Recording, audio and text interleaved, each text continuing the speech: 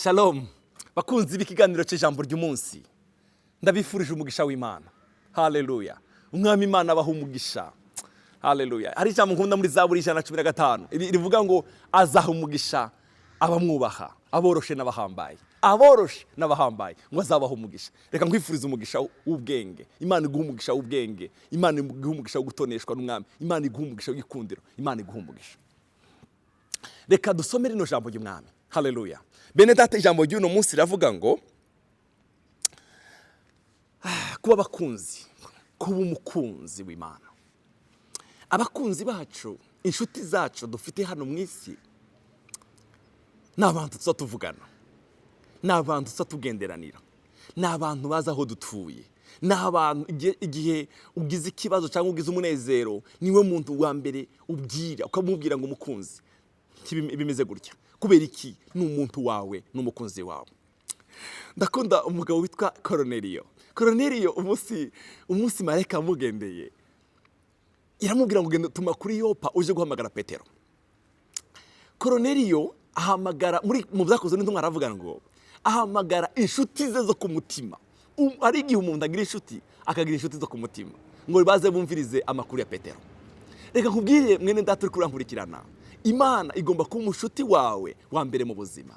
Ngiye kuvuga abantu batatu bari barubatse ubushuti n'Imana ku rugezo rutangaje. Nawe birashoboka.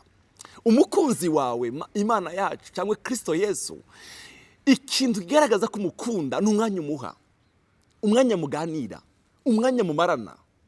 Haleluya. Mumarana na umwanya ungana gute? Ku munsi ku masaha 28 arafite isaha yiwe wenyine ku giti cye. Arafise umwanya muganira, uri kurasoma ijambo ryiwe rya kete rikomeye yatwandikiye. Urafite umwanya basi no kumutekerezaho. Urazi ko Satani yaje aratuzanira ubundi buryo bwose butubuza kwegera umwami wacu cyangwa guha umwanya. Bene data, guha Imana umwanya nizo by'igiciro kurusha ibindi bintu byose. Guha Imana umwanya mu buzima bwawe, mu gitondo, ku murango, mu ijoro, nizo by'igiciro ku buzima bwawe. Dusome. Ndavuga abantu batatu. Abrahamu, igitabo cya Yesaya, igice cya 41:8. Ariko weho Israheli, musabyi wanje, Yakobo, uwo natoranirije, rubyaro rwa Abrahamu umukunzi wanje, rubyaro rwa Abrahamu umukunzi wanje. Haleluya. Umukunzi. Abrahamu yari umukunzi w'Imana. Abrahamu yari yarubatse ubushuti n'umwami we. Imana rero amuha isezerano ry'umuhungu ngo azobyara umuhungu witwa Isaka, ngo niwe uzoragwa ibyiwe. Isezerano riragenda, amubyara kwije imyaka 100, Sara imyaka 90. Aravuga arija mu nyenze mu gitabo cy'Abaroma. Haleluya. Ngo n'Imana izizuri zapfuye kandi izayita ibitariho kibiriho. Ngo Abrahamu yizera ibito kwizigwiwe, ngo abasekuruza w'amahanga menshi. Haleluya. Abrahamu yari umukunzi w'Imana, arizera Imana kugeza ku munota wa nyuma. Imana Imana yibuka isezerano rye, iramuha umwana w'umuhungu Isaka. Mureke mbabwire, Imana igeza rwa rukundo. Reka ndaba mu by'ukuri kwa Abrahamu nkunda. Aramubwira ngo Abrahamu, fata uwo mwana wawe uje kumutanga ku musozi Moriya. Ndabi mpeze urukundo, ndabe ko mu by'ukuri ko namuhaye Isaka urukundo rwagabanutse. Abwira abahungu be n'umuhungu we baragenda. Ariko ntiyabwira umugore wiwe ngo bageze imbere. Abwira abahungu biwe ijambo ryankoze ku mutima mu Itanguriro 22:5 ngo mwe musigare ngaha, jewe n'umuhungu wanjye tugiye gutamba ibitambo, turagarutse. Haleluya. Ngo yari yizeye neza ko Imana imusubiza. Turagarutse. Yavuze babiri, apana jewe ndagarutse, turagarutse. Ngo bageze imbere, umuhungu aramubaza ngo papa, ko dufite inkwi tukagira n'ibindi byose, igitambo kiri ko ntacyo twajanye. Aramubwira ijambo ryiza ngo Imana irironkera. Oh, haleluya. Yari yarakunze Imana, yari yarabase ubushuti n'Imana ku rugezo rutangaje. Ngo bageze haje amaze gutegura byose, agiye gucana umuriro, aramubwira ngo none igitambo kiriye papa. Aramubwira ngo ni wewe mwana. Aramushira ku nkwi, afata inkota yiwe agiye kumucubita. Ngo Imana iravuga ijambo, ngo yumvijwe amuhamagaye ngo Abrahamu we, Abrahamu umukunzi wanje, reka ngo hindukira inyuma yawe, ngo abone intama, imfizi y'intama yafashwe mu biti aho ngaho, ngo genda ari utamba. Ngo nabonye mu by'ukuri kunkunda, nabonye mu by'ukuri kunkunda. Yari umukunzi w'Imana. Haleluya. Ndakwifurije kuba umukunzi w'Imana. Mu by'ukora mu buzima bwawe, wubaka ubushuti n'umukunzi wawe, Imana yacu. Yakobo igice cya 2 umurongo wa 25 haravuga ngo kandi icyanditswe kirashika kivuga ngo Abrahamu yizeye Imana ibimuharura nko kugororoka kandi yitwa umukunzi w'Imana, kandi yitwa, haleluya. Ndagusengeye ngo nawe Imana izozi kwirata, Imana ivuge ngo uri umukunzi wanje, wewe izina ryawe uvuge ngo Mana nshoboza nanje kwitwa, kandi yitwa, glory, kandi yitwa umukunzi w'Imana. Ndakwifurije kubaka ubushuti kurugeza Imana nawe kwirata ivuge ngo mfite umukunzi waje. Igitabo cy'Ingoma za 2 igice cya 20 umurongo w'indwi haravuga ngo none gamana yacu, si wewe wirukanye abaho muri kino gihugu imbere y'abantu bawe b'Abisiraheli ukagiha urubyaro rwa Abrahamu umukunzi wawe ibihe byose. Hari abo wirukanye muri kino gihugu ukagiha urubyaro rwa Abrahamu umukunzi wawe w'ibihe byose. Abrahamu yari umukunzi w'Imana w'ibihe byose. Ndagusengeye nawe ubu umukunzi w'Imana w'ibihe byose, ubu umukunzi w'Imana w'ibihe byose, kuba umukunzi w'Imana w'ibihe byose. Amen. Kuba umukunzi w'Imana w'ibihe byose. Umuntu wa kabiri w'inshuti y'Imana Mose, dusome mu gitabo cy'Itanguriro cyo kuvayo 33 umurongo wa 11. Kuba umukunzi w'Imana yaravuze ngo 33 umurongo wa 11 haravuga ngo Uhoraho akiganirira na Mose imbona nkubone ku muntu aganira na mugenzi we.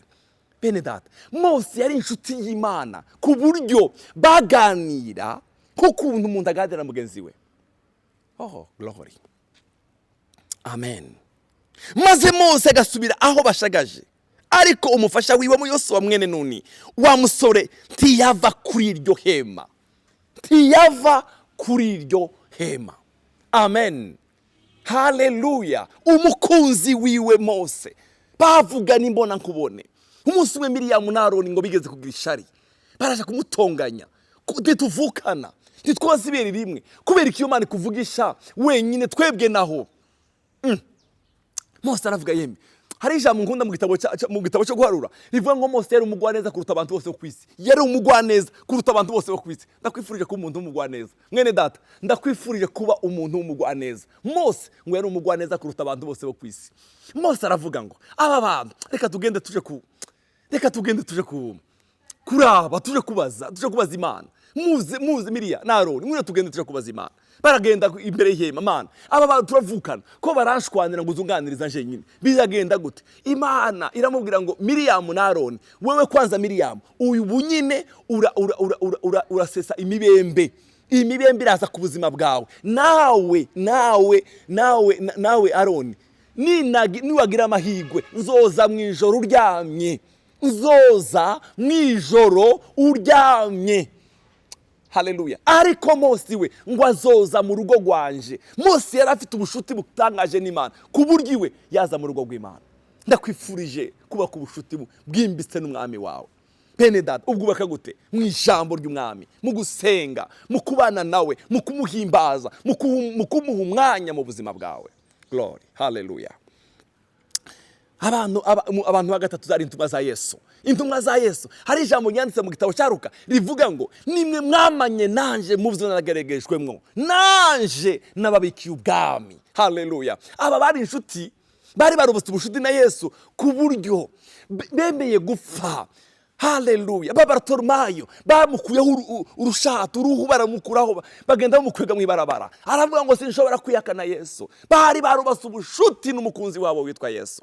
Yesu avuga ijambo hano mu gitabo cya Yohana, mu butumwa bwiza bwa Yohana igice cya 15 aravuga ngo sinkibita abashumba kuko abashumba batamenya ico shebuja gukora, ariko mweho nabise abakunzi kuko ibyo data ibyo numvanye data byose nabibamenyesheje. Sinkibita abashumba ahubwo ndabita abakunzi. Haleluya. Ndakwifurije kuba ku bushuti n'umwami ubu umukunzi we. Bene data, uve wongereze utere yindi ntambwe, uvuge ngo Mana ndakeneye kuba umukunzi wawe. ndakeneye kuba umukunzi wa bene data. Iyo umuntu afite yari umukunzi w'umuntu aza muri ibyo atamusabye, haraza muri ibyo atamusabye, hari ibintu byinshi duhabwa kubera iki n'abakunzi bacu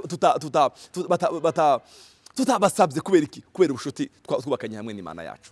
Yesu abahezagire. Data turagushimiye cyane, ndasengeye umuntu ariko arankurikirana, umuheze kuba ku bushuti nawe mu izina rya Yesu Kristo. Umuheze kuba ku bushuti nawe, umuheze kuba ku bushuti nawe, yubake ubushuti bwimbitse hagati yawe nawe. Haleluya. Yavuze Yohana ngo sinkibita abashumba ahubwo nabise abakunzi, nabise abakunzi. Duha imbaraga zo kuba ku bushuti nawe Mwami. Urakoze mu izina rya Yesu, amen. Mana, mana, mana, mana, mana.